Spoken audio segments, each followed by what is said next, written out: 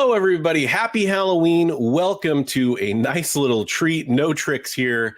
We have a fantastic Halloween show ready to go. As you can see, I have a couple wonderful guests here. Say hello, everybody out there in the chat, to Tyler Main, and he is joined by his lovely wife, Renae Geerlings. We're going to be talking about The Last Spartan, awesome new Kickstarter comic book coming to the comic book world, and getting to know these folks a little bit better and what this comic book's about, and having some fun talking to Michael Myers on Halloween. How's it going, Tyler? How's it going, Renae? It's going good. Yeah, thanks for having us.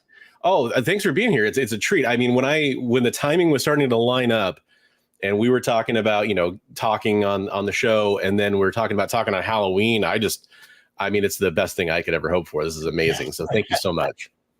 Yeah, my pleasure. My pleasure. 'Tis the day. Right? Exactly. Yeah, I imagine you're a very popular guy today. So,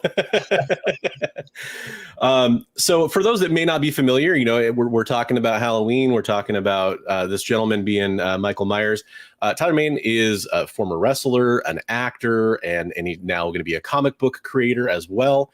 You may know him as Michael Myers from Halloween. You may know him as Sabretooth from the XMen films, Troy, Jupiter's Legacy, a lot of really great projects. And you may know Renae as an editor for comic books. She was a former editor-in-chief for Top Cow Comics. So we are joined by some great people to talk about a new comic book. And that comic book is The Last Spartan Red Tape. And I think, we're here to talk about the Kickstarter. We're here to talk about the campaign. It's fully funded. Can we talk a little bit about the overview of what that is and get people kind of excited about what they're going to be reading soon when they back the Kickstarter? Sure. Yeah, sure. The Last Spartan Red Tape is, imagine the Sons of Anarchy meets the Punisher with a human trafficking storyline. So with us doing our research for the graphic novel with Christopher Priest, we were presenting him with ideas that I thought needed to go into the book because I wanted to raise awareness for the topic of human trafficking awareness.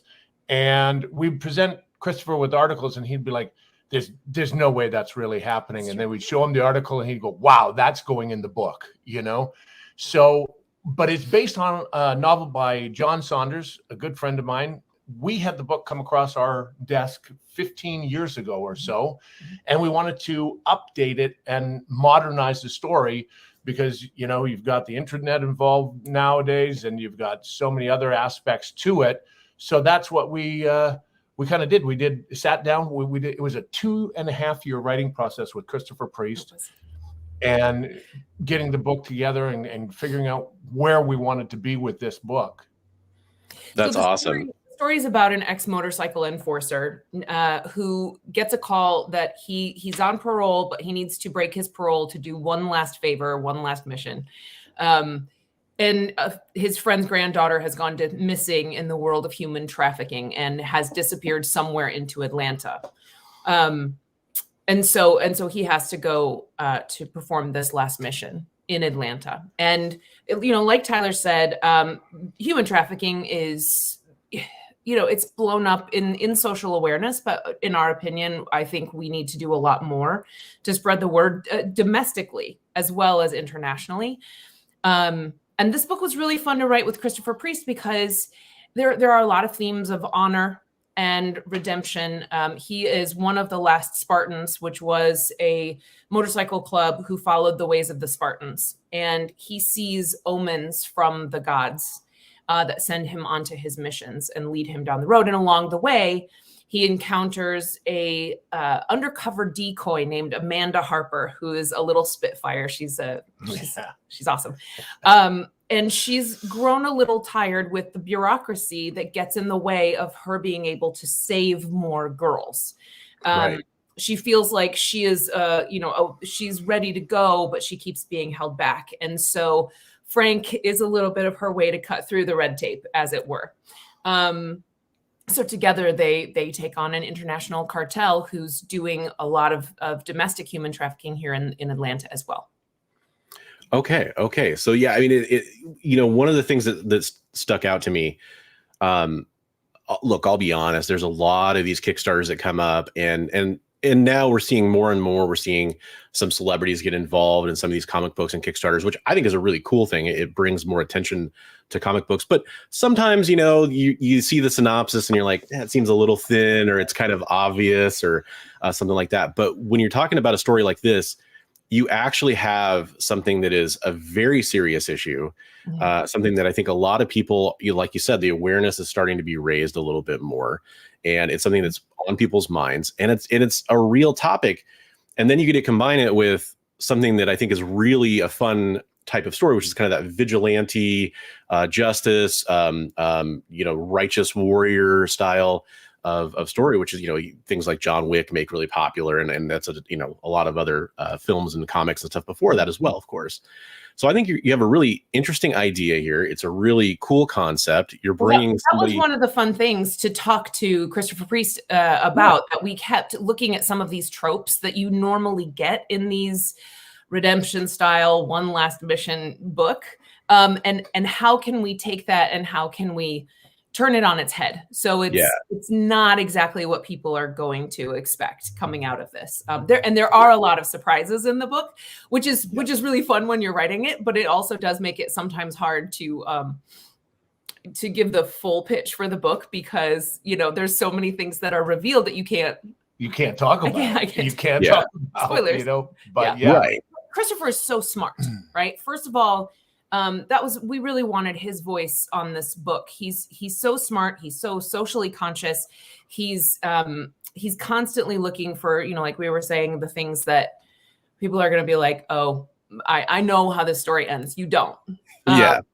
There's so many twists and surprises. So it's really fun to work with him. He's just a lovely human being. And the whole team that Renae was able to put together on this book is just fantastic, starting with Christopher Priest. And then, I was looking online for artists, and, I come up with Will Conrad, and she goes, oh, I know him.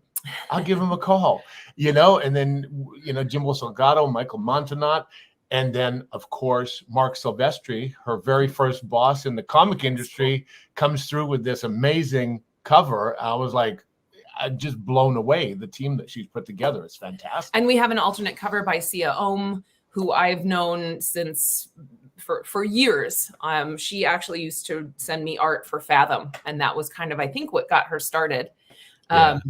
So it was a really fun process to work with all these people and to be able to call these people in. Oh, and we even have a Halloween homage cover by Charles de Lazarica. I have her say that name because I somehow can't get that out. He has a block. Charles de Lazarica. Yeah. Oh, I did it. One of our dearest friends, by the way. Right. Yeah. Nice. Well, and that's the thing. I mean, you also look at the creative team here, and like you guys just illustrated, there's a real pedigree. There's, I think Marc Silvestri cover instantly caught my eyes. You see the name there. That's something that's going to draw a lot of people in. Obviously, a legend in the business. Christopher Priest, fantastic writer. I think probably still one of the most underrated writers out there. He really brings a passion to his work and an intelligence to his work that is really obvious. So, yeah, just a really good melting pot of creativity with a great concept. With those kind of creative team behind that kind of creative team behind it, it's going to be well executed. So when this was all coming together, were there any surprises or kind of bumps in the road for you guys for when it was coming together? You said it took 2.5 years to write the story. Besides, maybe pitching some of those ideas to Christopher and him kind of wanted to play around with them, was there any other roadblocks that were surprising to you? Well, I mean, the truth was Christopher's just so busy. He has so many huge projects out there, right? And when you're doing an indie book, it is hard to take priority in someone's schedule when they're working with the big publishers or 50 Cent. So, or he has to finish Vampirella or something, so we had to give him his time. And then his process is we talked to him about it. He milled it around, then he'd come back with ideas, and then we'd go back and forth. And so it was just, the creative process was fantastic. But like for anything like this, I realized that this is so much different than doing a film, because with film, the scripts are so different, and when there are 10 or 12 panels on a page, you have layouts for every panel. And Christopher is so descriptive with everything. It is fantastic. And that's actually one of the perks and tiers you can get. You can get Christopher Priest's script book, which shows everything, his process of writing and how he brought this all together. And then you can see it side by side with the art, which I did was just fantastic. And I know it's tough for artists. And that was definitely part of the process. Is Christopher's panel descriptions are so specific and detailed for a reason. When he says you need, this little thing is in the panel, it plays back in 3 pages later. So, a lot of times I'd be like, no, that's actually really important. We really need that in there. So the artists were, that takes time to make sure that you're nailing all of that stuff. Yeah, and that's definitely something. Different writers definitely have different styles for that, but I think that's actually really cool to hear that he's so detailed when it comes to those directions and how panels are supposed to be laid out. Because I really like to think of writers as a visionary, and I love to see the artist kind of execute that vision. I think that's usually when you get some really good synergy between the creative team. So that's awesome. By the way, folks are popping into that chat here. If any of you do have questions for either of our guests, definitely make sure you throw those out there. If I don't ask it right away, I'll try to get around to it when we have the next break in the conversation. One thing I do want to do is, since we are talking about the Kickstarter, folks, the link for the Kickstarter is both in the description of the video. It's also pinned in the live chat, so there's plenty of ways for you to go to it. I'm actually going to share that onto the screen right now. We'll add it to the stage here.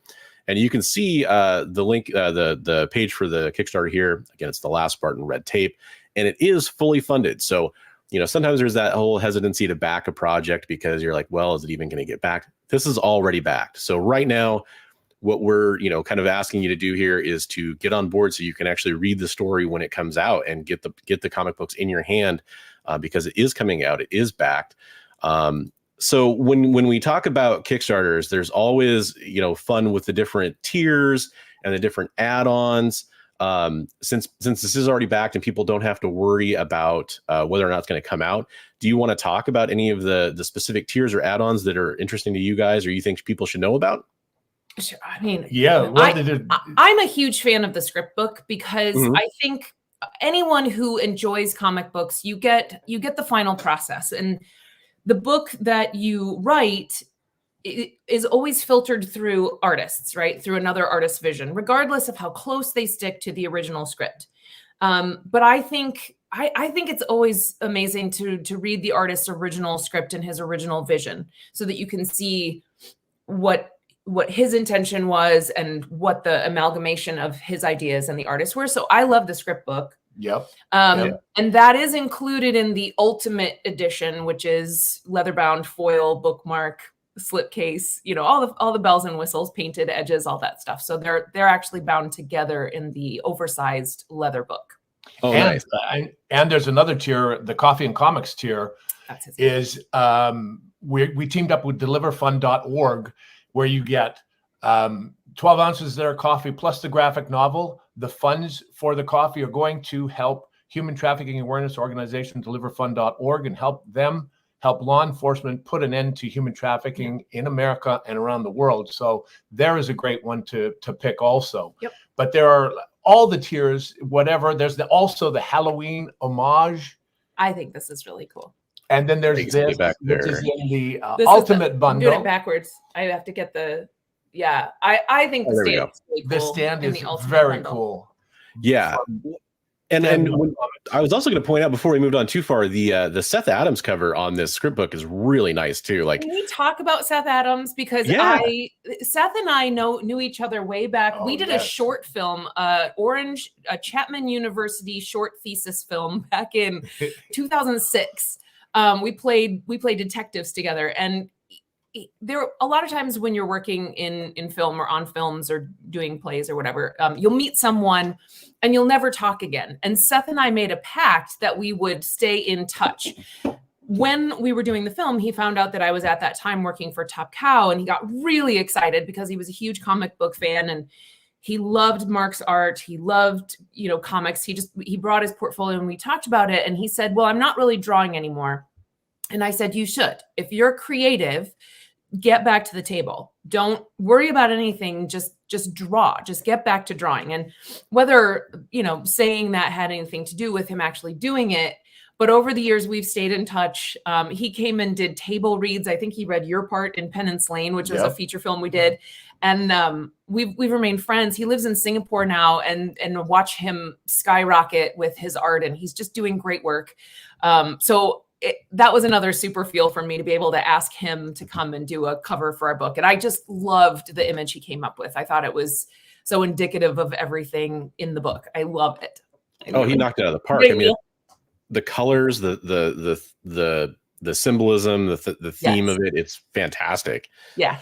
And of course, I mean, I didn't want to glance over the Halloween cover. I mean, and that's Halloween homage. Yep. That's the hardcover. Yeah.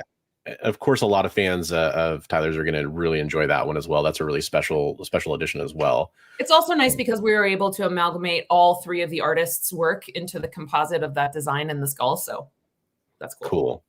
Yeah. Cool. And then just to go back to this one, I mean, I think a lot of people that are interested in this comic book, that may be not necessarily just fans of Tyler's, but they actually think this is a fantastic topic as well, and they want to support the cause here. Hey, there you go. I mean, you can't go wrong with that. That's kind of a 2-for-1 right there. So that's also a fantastic tier. And then let's see, I want to get down to there's the Ultimate Edition we were talking about earlier. Yep, with the dust jacket and the slipcase and the leather bound. And that comes with an autographed book plate with both Christopher and Tyler's signatures in it, and it's numbered, and all the fancy stuff.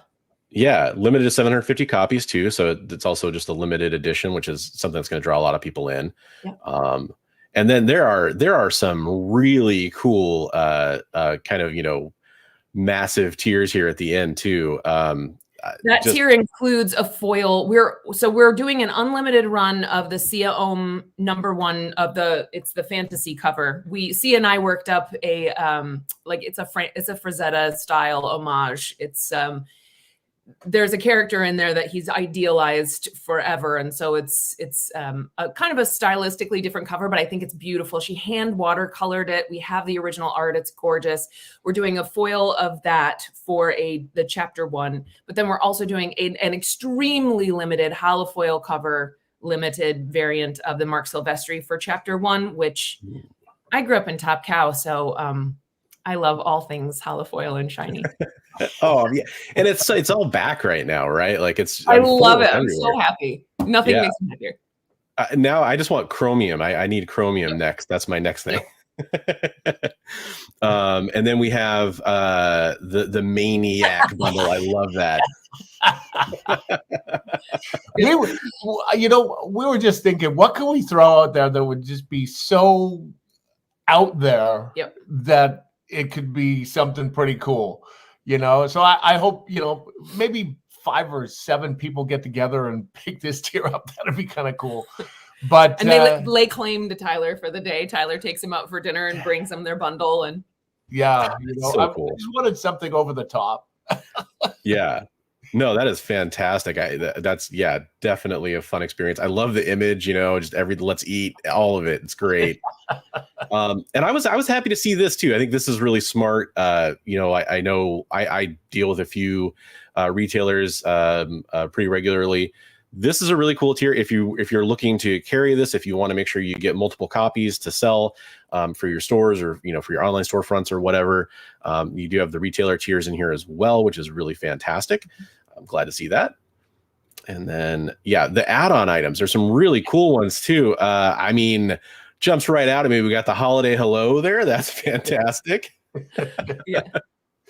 And your name in the book too. That's also really cool. So we were thinking this might be a nice Christmas present for somebody, but because I have the last of the inks in, and we're finishing up the colors, and Troy Petrie, who's a dear friend of mine from years gone by, is actually going to start lettering this week. So we are coming up, toward the end of the production. Then we have to go into production design in November, in December probably, and then I'm hoping to put this to press in January, which, depending on how long it takes to get the books back, we should have them in our hands next spring. So we've set at the outside July. I'm thinking it's going to be June by the time they actually get into people's hands.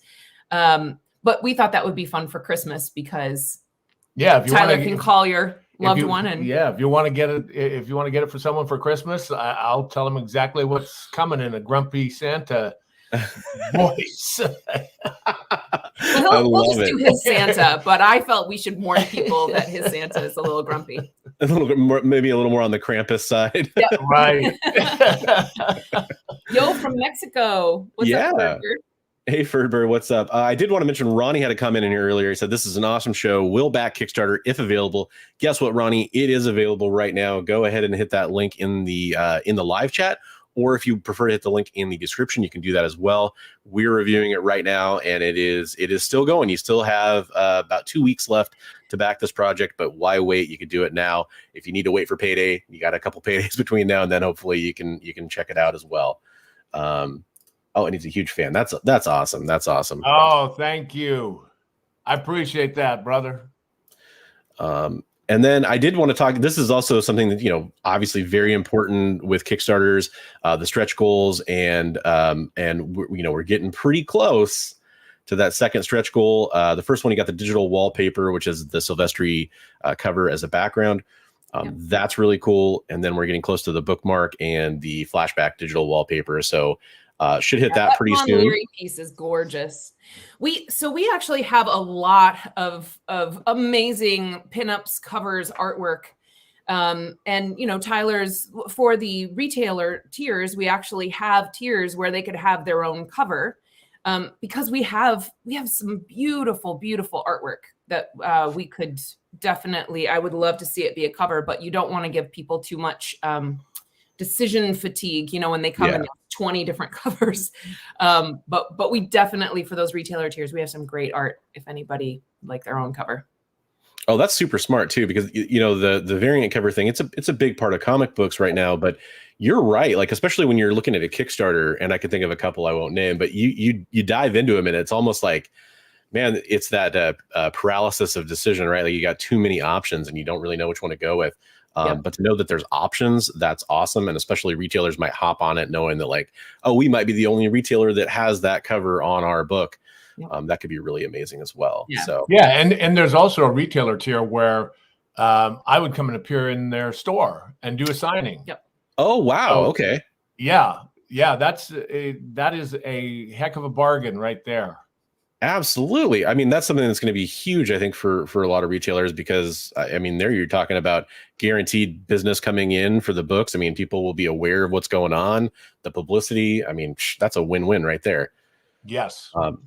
So, and then real fast, I'll go back up at the top because I do want to talk about where we're at. Again, we're at 34,000 with 229 backers. You still got a little more than 2 weeks to go, fully funded. So again, it's one of those things that takes the risk out of it for you. You don't have to kind of, sit and wait and wonder if it's actually going to get backed or not. It's backed. You're hearing about where it's at in the production process. It's getting closer and closer to release. So no reason to wait. You can head over and check it out right now. So that's awesome. Again, by the way, chat, I know some of you are going to have questions. If you want to get those loaded in there, we'll definitely make sure we get a chance to try to ask those.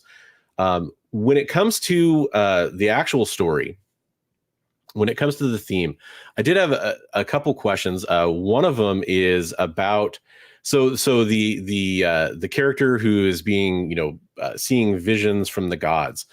I know there's probably some spoiler territory you might get into, and if you can't say, you can't say, but is that a major element of the story and the visions he's having? Is there any kind of like he's a descendant of the Spartans kind of stuff going on, or is that getting too much into spoiler territory? We're getting a little into spoiler territory with there. I can't really tell you how that plays out, but he definitely lives his life following the ideas of the Spartans and the Spartan theology. And yes. Right. Okay. He's led by it. Yes. Okay. And because that was one of the things that really stuck out to me is, that there is this kind of mythological element as well as it's obviously there's a lot of things about the story that are very gritty and grounded in reality, but at the same time, that's kind of cool to have, supernatural element kind of playing in there as well. So I that's think it's really also cool. for his character. I think it's really important because the Spartans were a band of brothers who stood shoulder to shoulder. And when you're left alone to your own defenses, and you're used to that brotherhood, how do you comport yourself and how do you go about your type of mission? Absolutely. I also think it's cool. So that's the character of Frank. Yep. But you also are being, combining Frank with this, sort of unlikely character in Amanda, and that's cool. I mean, I think we all kind of love sort of maybe the good cop, bad cop, buddy cop kind of dynamic. So when it comes to Amanda's character, she's disillusioned with how things are going and all the red tape, which I'm sure is partially where the title comes from, at least. Can you tell us a little bit more about her and kind of the role that she's going to play in the story? Because I think that's a fascinating character for this story. Well, I think one of the things that you're doing when you're developing characters is that you're trying to figure out how everyone around the antagonist is working against them, and she is the perfect foil. She wants what he wants in a way, but he only wants to save one, and she wants to save them all, and he kind of doesn't care, right? So there are a lot of times where they're butting heads about what they're going to do and why they're going to do it through the course of the story, and it's fun. And the story is narrated by her character, so okay. You're definitely getting her take on the events through the story, which at the end there are some reveals. So hard. Spoiler. Of course. It's really fun, and there are a lot of other characters in there. We have we have a friend of Frank's, Zhao, who is kind of in the underground and helps him, and her nephew DK. They're really fun. And then we have some great antagonists who he goes up against one-on-one, who are the heads of the cartel or employees of the cartel that are also very, very smart. Yes. And cool. a very good foil for him. Nice. When it comes to the underlying issue at hand here, when it comes to human trafficking, something that a few years ago, I lived in an area that I found out was actually really notorious for being a human trafficking hub near Portland. And I had a wife who worked in that area. I worked in that area near a big mall, and you're kind of more vigilant. You're looking out for things. You're trying to see what's going on. But unfortunately, a lot of this kind of stuff also happens online. It happens in places where people aren't expecting it to come from. They let their guard down, or they may not understand the dangers, and they may not understand that they might even be a victim when they think it might just be, certain other types that people are looking for. It's a powerful message. It's an important cause. Is this something that was this a cause for you guys before reading the book that inspired this, or was this something that that really shined a light on it for you? And what kind of impact has that had on you guys? Yeah, with being the father of two kids, I always was worried about that. But this really shone the light on it when I was doing the research, and we've been researching this and just seeing just how serious it is.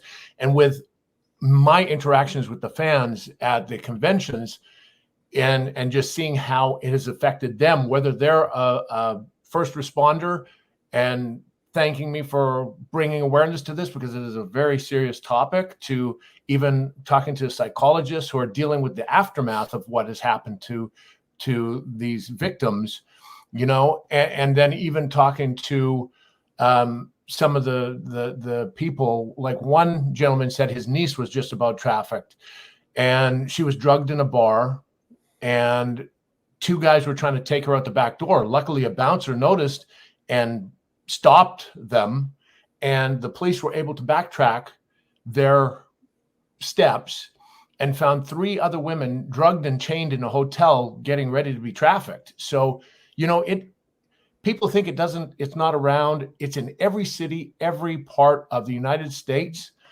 and it's all over the world. Like, a lot of people think that, oh, it's not here, or it's just people being brought in and being trafficked. Well, the fact is that over 80% of the trafficking done in America is Americans trafficking Americans, whether it be family members, whether it be friends, whether it be people that they meet online. Kids in high school trafficking other kids, you know, just taking money and going to a party and snagging some other kids. I mean, it's really terrifying. And it was, I know I watched Tyler get very passionate about this cause. And I don't know if you talked about it. I don't think you did yet in this one, but this past year he did a lot of in-costume photo ops, which he doesn't normally do, but the funds went to human trafficking charities, and he's going to continue doing that. And, you know, it really opened our eyes. I think there were so many stories that it's so insipid and quiet. You would think this would be like a big dramatic thing, right? If somebody's getting kidnapped, but the truth is it happens really quietly right behind your back. You turn around and somebody's gone. And there are some high profile victims, but there are all too many victims who don't have anyone to speak for them, who are just going missing because they come from a family who doesn't have means, or they come from a broken family, or they're in, you know, they're in the system somewhere, and they just kind of get pulled right out of it by somebody who knows that they don't have people really watching it. I mean, it's super scary. And to his earlier point, all of the news headlines and the research that we did, where it was like, that would never happen. I cannot believe this actually happened. And then you'd see 3 more headlines just like it somewhere else in America happening, you know, and it's just despicable. Or the videos of the kids whose parents think that they've trained their kids, right? They're so positive that their kid would never get in a car with someone they don't know. And then it's a reporter, luckily, and the kid makes a friend online and just leaves the house and gets in the car. It's terrifying. And it's so hard because it comes on so many fronts, right? As a parent. And that's why I teamed up with deliverfund.org, because they are developing software that helps detect violators, helps the police, the law enforcement catch them and it's identify the like they say, we don't need help kicking down the doors. We need to know which doors we need to kick down. And that's, you know, I think that's really important. Yeah, absolutely. And yeah, I mean, it's something that, I mean, we talk about parents. I mean, I have a 5-year-old daughter now. So we're, you know, you try not to live your life in worry too much, but you have to be vigilant. You have to, you know, think about what you're, you know, talking about training and awareness, which helps. But like you said, there's social engineering paths that people find around that are really unfortunate. And it is a real issue. And I think you hit on another great point too, because there's a lot of people that there's kind of a signal to noise problem with this, because you hear about missing people, but you don't really hear about the repercussions too often, or, you know, the cases unfortunately don't get solved often enough to where it becomes high profile enough for people to really focus and be crying out for more help, more attention, which is, again, one of the reasons why this is so great, because it is helping to, you know, kind of signal boost some of that important information that needs to be out there. So I applaud you guys for doing that. It's a fantastic idea for the story. Yeah. You know, I just wanted the story to be able to raise awareness, be able to create that channel where parents can talk to their kids can talk to their parents, and also just make everybody aware that this is happening, and it's happening right in our backyards, you know? So keep your eyes open and let's protect the most vulnerable. Absolutely. And kind of a hard topic to pivot off of a little bit, but we don't have a ton of questions coming through chat, which is also fine. I would be remiss. I am talking to Tyler Mane, Michael Myers from Halloween on Halloween. You know, we'll definitely talk a little bit more about the Kickstarter and other questions a little bit later on. But are you okay talking about Halloween a little bit? Yeah, sure. Fantastic. So I know you've talked about it a lot at length. There may not be examples like I'm about to ask, but if you just think of some lesser known stories, do you have any things that, you know, people may not know about your experience playing Michael Myers, or just fun memories you have, or things that really stuck with you from playing that role that you wanted to share with us? Yeah, you know, just the whole cast and crew was so fantastic. And to be able to work with them on 2 separate movies and to have Renae be in the second one. Yeah, that's cool. You know, it was just fantastic. It's just, I would always goof around on set, you know, because I wanted to make, when we're not filming, I wanted to make everybody feel at ease, because like, even with the mask off, I'm in the jumpsuit most of the time, and it's pretty imposing to people. Especially so those poor little kids. Yeah. But yeah, so I mean, we ended up becoming friends with the kids and just having a great time and putting their mind at ease. But then when that mask came on, it was all business, you know. It's time to be Michael Myers. Did they make a reel, or did they joke about making a reel about the minute Rob said cut, it was like oh yeah, so warm. People don't realize, you know, and I love when I'm at a convention or something and someone is cosplaying Michael Myers, and they come up and I go, "I'm feeling you, brother. I'm feeling you." They go, "You know, yeah, it's hot in here." I'm like, "Yes, it is." And also freezing cold. For example, in the second one, when you had the water coming down, and it was we were filming at a high school in the parking lot. And it was when you were breaking the shed down. And I think it said it was something like 27 degrees or 17 degrees. There was a 7 involved somehow. And we kept having to stop for snow. And it was the night that poor little Scout was in her nightgown. Right. Yeah. You at least had the coveralls on and a diving wetsuit underneath it. But I was still freezing. So that tells you how bad Scout had it. You know? Ooh, yeah, it's definitely one of those things I think people don't think about. Like it's funny, my daughter was telling me that she wants me to go as a werewolf for Halloween next year, and she wants, you know, like a big scary mask on me, and she wants to be a little werewolf, like her face painted.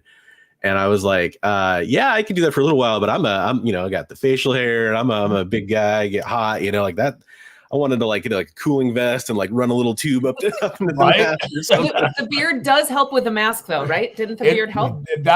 It'll help keep it off of your face, you know? Oh, that's a good point. It's like a little barrier almost. Yes, it is a barrier, and it helps fill it out, because like for the first one, when I didn't have the beard, anytime I'd turn my head, the mask would stay kind of forward, and I'd have to be looking out of the side hole. So I couldn't see what I was doing a lot of the times, you know? So it, especially if you get into some heavy action. So it was interesting. It was interesting.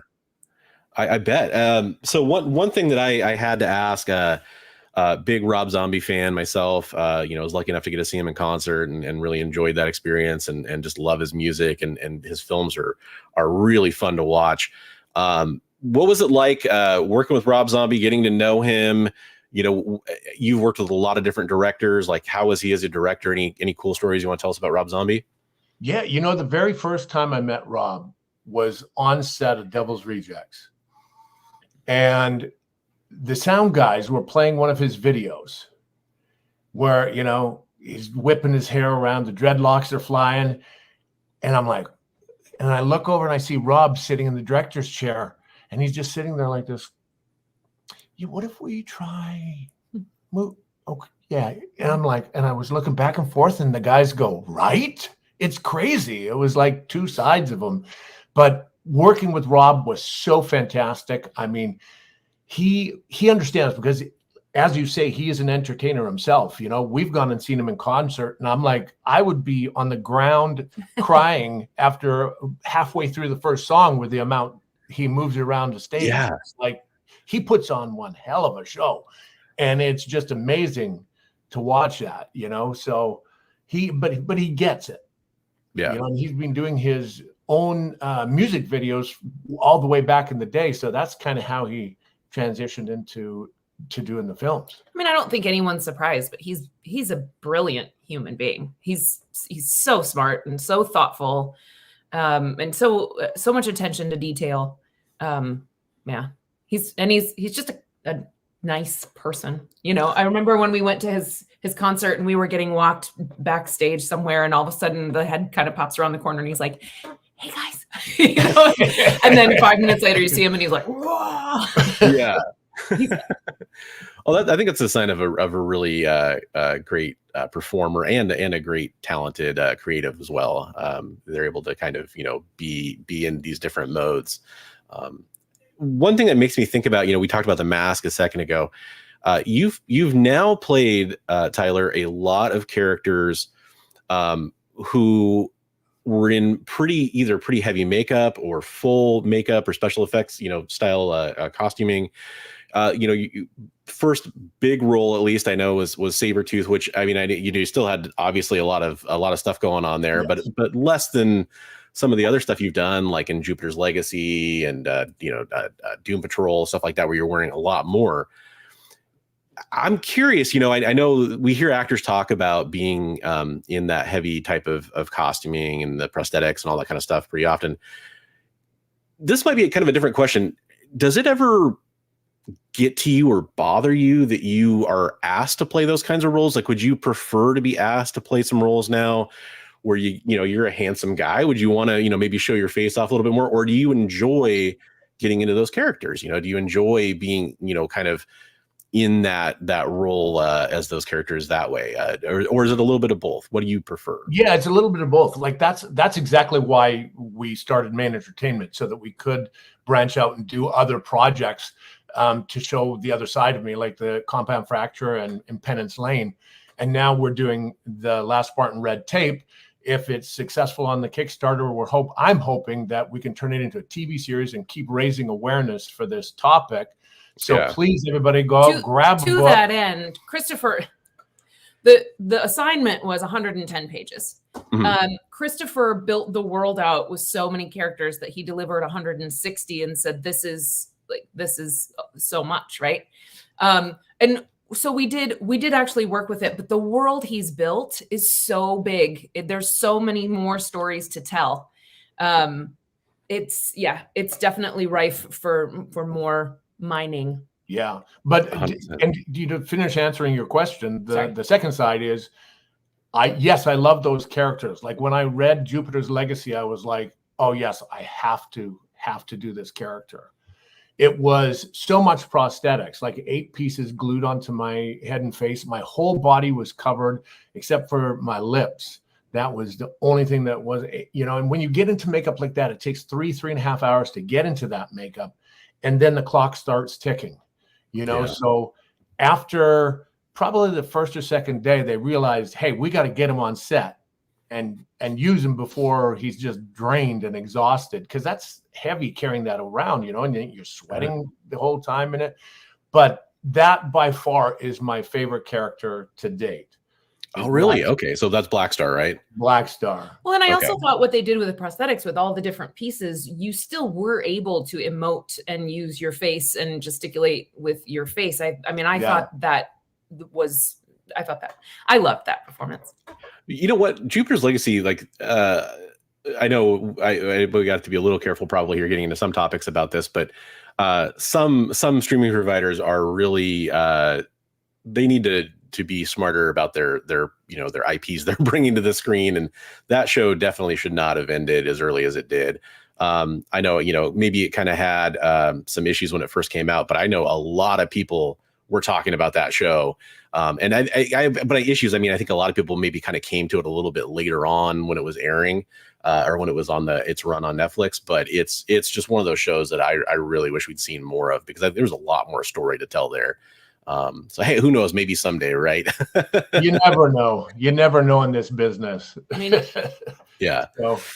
Okay. Well, and that can be kind of a touchy subject in the current climate, so I don't want to talk about that too much. But anyways, the point was, it was a fantastic show, a fantastic performance, and it's really cool to hear that was your favorite, kind of character to embody there. That's really fun to know.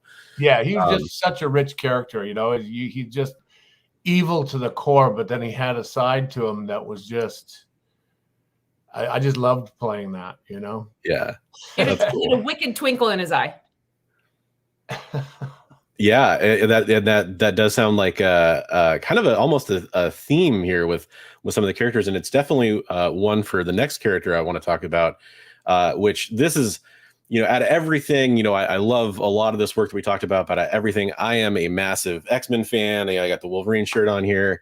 I have to ask about your time as Sabretooth in the X-Men movies.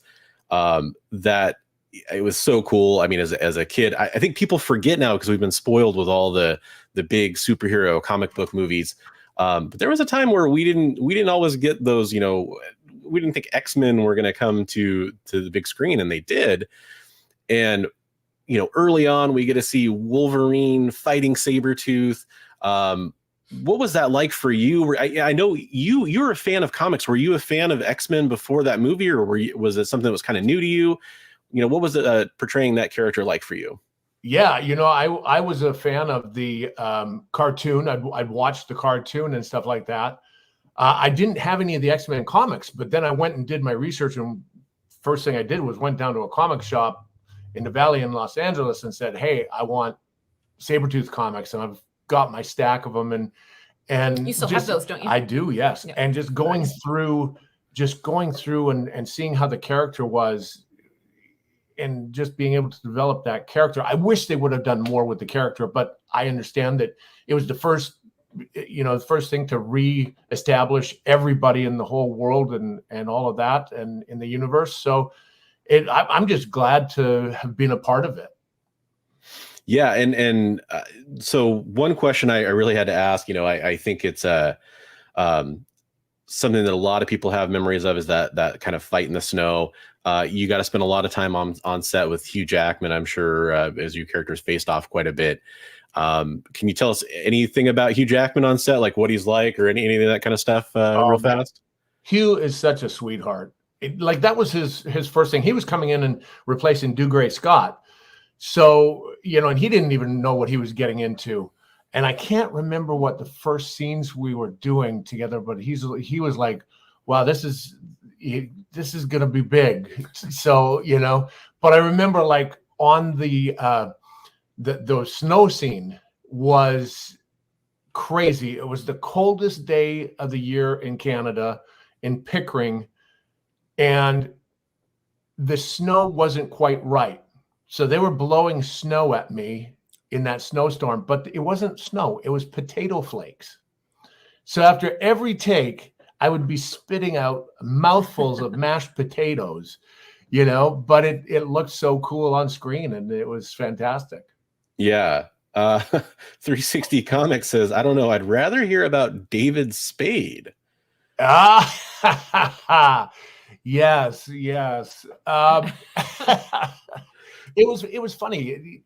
I just talked to them about the Joe Dirt, and Bundy, the character that I played, was the oil rig guy, and it was just a fun little kind of a cameo in there. And was that a one-day shoot? That was like a one-day shoot, yeah. And just to work with David was amazing, And then of course my character has a incident with the fire, but other than that, it wasn't much question if you were coming back for 2, right? That is one of those great comedies that I think has achieved full, cult comedy status. I still, when somebody tries to pronounce a word a little bit differently, I'll still say, "Don't church it up, son. Your name is Dirt." Yeah, such a great movie. And that's the thing. It's like my films that I've done, a lot of people don't even realize that I was in Joe Dirt, and things like that, because I didn't have the beard. I had the long hair back then. And so it's fun meeting people and watching them put 2 and 2 together. So thanks for that question. Yeah, that's awesome. I still get emails from people that I know who are like, did I just see an old episode of Monk with Tyler on it? And it's like, yes, you did. Oh, that's great. That is truly fantastic. Before we kind of talk about the Kickstarter again and the comic book a little bit before we wrap up here, I did want to mention one other thing. You mentioned Canada a minute ago when we were talking about X-Men. One of my biggest supporters is a gentleman who unfortunately he's had some injuries, and he's kind of got some disabilities now. But he is one of my biggest supporters. I've done a fundraiser for him. He was actually in a drunk driving accident where a drunk driver hit him. And so he's a big fan of the show. His name's Sychotron, and he is from Saskatchewan, Saskatoon, specifically. So I just wanted to throw that out there real fast. I know he's probably going to watch this later when he's able to. and just let you know that some fellow Canadians really enjoy seeing your work, and we appreciate that. Oh, that's very cool. Yeah, that's where I grew up, Saskatoon, Saskatchewan. Yeah. So I thought that was really cool. So Yeah. I've heard a lot of things about Saskatoon, and then I was kind of reading through your bio, and I was like, oh, I didn't. I mean, it makes perfect sense, of course, that Sabretooth would be from Canada. But I thought that was just a fun little coincidence in my world, and I think he's going to enjoy seeing that later on. So I just had to say that. Cool. So hi Psychotron, hi Leon. Just wanted to say that real fast. Hey Psychotron, hey Leon. Have a good one. Yeah. So for a few minutes here, we do want to talk about the comic book a little bit more. One thing that you mentioned is that it would be awesome to see this adapted, and so we could kind of get more eyes on the situation. And when you read it, it definitely comes off as being pretty cinematic. So, again, in the current climate, we can't talk too much about certain projects or that kind of stuff. But I am just kind of curious. I imagine that you'd be looking at yourself to play the role, right? I mean, that would be part of what's baked into it, I assume. Yeah, I would definitely love to play that role. But explaining to you a little bit about how it became the graphic novel that we did, we were trying to figure out what medium we were going to use. And I contacted David Hayter and Tom DeSanto, both from the XMen days, and said, hey guys, I've got this property. What do I'm trying to develop this. What do you think I should do with it? And they both went, do you know who your wife is? She makes graphic novels and comic books. So why don't you just talk to her? Because this property would be a great graphic novel. So that's how this kind of evolved into this. And that's kind of how we are where we are. So it's hopefully a big stepping stone. If we get enough people backing this, then we can take this to the little screen or the big screen, whichever one. I would love to keep spreading the word about human trafficking awareness, because it is a very serious topic that we need to address nowadays, especially because it is most prevalent because of the internet. Yeah. I mean, human trafficking has been around since the dawn of time, but it is most prevalent because of the internet. And it's so easy to hide and move. And a lot of people are, you can sell a drug once, you can sell a human 10 times in a day. So that is, I hate that quote. It is disgusting, but it is what's happening. So we need to put a stop to it and be vigilant about it. Yeah. Well, and you mentioned, man, it's so cool to hear you just kind of name drop David Hayter. That's so cool to me. But you're talking about that conversation, and I said, well, duh, you're married to Renae. So what was that conversation like when you come to her and say, so about comic books? I mean, like, how did that go? Yeah, well, that was I approached very gingerly. I don't remember who you talked to first, but he had spoken to both of them at separate times, and both conversations came in and said, so this is their suggestion. The conversation was, I think a lot of people think it's way easier to make a comic than it is to make a film, and they don't understand the team aspect of it. They don't understand how long and detail oriented it is. And we actually have 3 separate chapters with the origin story, the case file, and then the truth. And so they're done by 3 separate artists: Will Conrad, Jimbo Salgado, and Michael Montenat, who I had worked with at Darby Pop on Dead Squad. And managing 3 chapters at the same time, trying to keep continuity together, is, again, especially with a detailed script like Christopher Priest's, it's a lot of work. And yeah. I just kind of tried to tell him, it's not going to happen.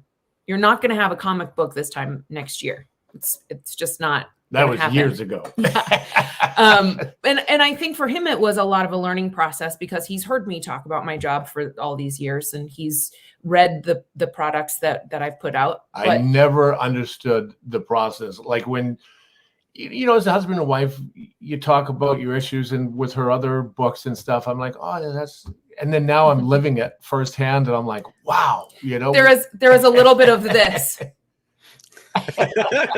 Told you so. I know.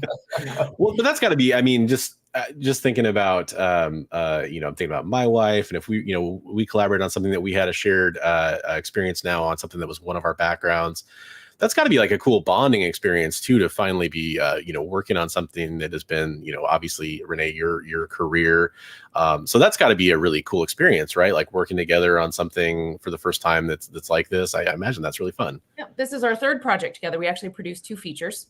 Oh, well, but for comic books, I mean, though. Yeah, but for comics, comic books, yes. yeah. So yeah, it is. It's been an interesting process, and I am still alive. So there we go. That's so it's going at least okay. I'll be like, every day I'd be like, honey, do you got more pages in? I gotta see it. Send them to me. So Are you done yet? Are you done yet? She's like, just relax. There's a whole process here. The editor's got notes. Right?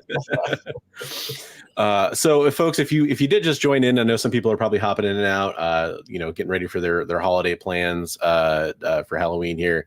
The book we are talking about, I want to mention this one last time and show you the Kickstarter.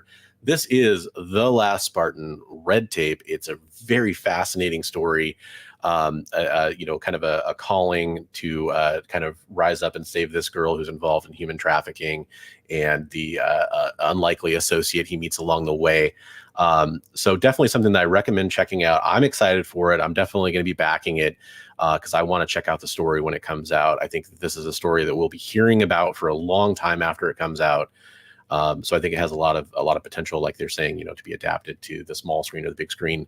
And something that I definitely, all the inspirations, everything that's involved in this, the people that are involved in this are all people that are fascinating. The subject matter is fascinating. So I highly recommend checking it out. There is a link in the description of this video if you're watching on the rewind. If you're watching now in the live chat, it is pinned to the top of the live chat. You can go back. The Last Spartan Red Tape today. It's fully backed. You don't have to, play any games or wonder if it's going to come out. It is coming out. 360 Comics says, can't wait to get my signed copy. That is really a cool ability you can do here. So definitely go check it out if it's something that sounds interesting to you. And if you, especially, hey, you could back the coffee and the comic tier and support the cause even more that way too. So there's a lot of cool things you can do. Any last thoughts or upcoming stuff we need to talk about before we end the show, folks? Well, I know in the live it's Halloween today, so I just like to wish everybody a happy Halloween. Happy Halloween, everybody. Be safe out there. Read comics. Check out ours. Pick up a great tier. We appreciate it. Absolutely. And I can't thank my guests enough for being on the show today. This was truly an honor, a treat, to use that pun too many times. And I would, if you guys could stick around for just 1 minute after the show, I do want to talk to you about one thing, and then I'll let you get on with your busy days and your busy schedules. We're going to end the show here today, folks. If you do have any questions or comments, leave them in the comments down below, and I'll try to get them across to Tyler and Renae. In the meantime, go check out The Last Spartan Red Tape over on Kickstarter and have a fantastic and happy Halloween. Be safe, everybody.